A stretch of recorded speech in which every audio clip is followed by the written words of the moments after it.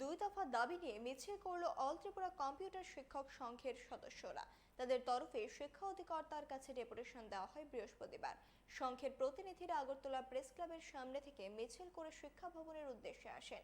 তাদের দাবিগুলি হলো আইসিটি প্রকল্পের অধীন বিদ্যালয়গুলিতে কম্পিউটার বিষয় চালু করা, কম্পিউটার প্রশিক্ষকদের চাকরির স্থায়ী সমাধান করা।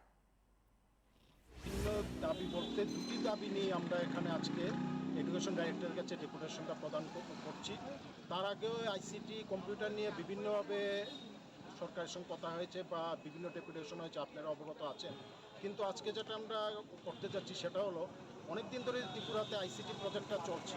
এই আইসিটি প্রজেক্ট থেকে কে কতটুকু লাভ পেল? কারণ শিক্ষাক্ষেত্রে স্টুডেন্টরা যদি লাভ না পায় তাহলে এই শিক্ষাটা চলার অর্থ কী? আর কথা হলো, যারা এই শিক্ষাদানে জড়িত তাদেরকে যদি 5 বছর পরে পরে যদি একটা পেন্ডুলামের মতন আয়রাম গয়রাম করে তাহলে কিন্তু শিক্ষা ব্যবস্থাটা সঠিকভাবে চলবে না।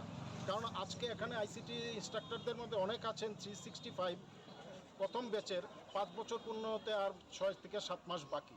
তা এখনই যদি চাকরি সুনিশ্চিততা না থাকে অবশ্যই তারা যার যার পেটের তাগিদে অন্যদিকে তারা ঝুঁকবে। অন্যদিকে ঝুঁকার ফলে আইসিটি যে শিক্ষাদান ব্যবস্থাটা অবশ্যই এটা একটা বাধাপ্রাপ্ত হবে।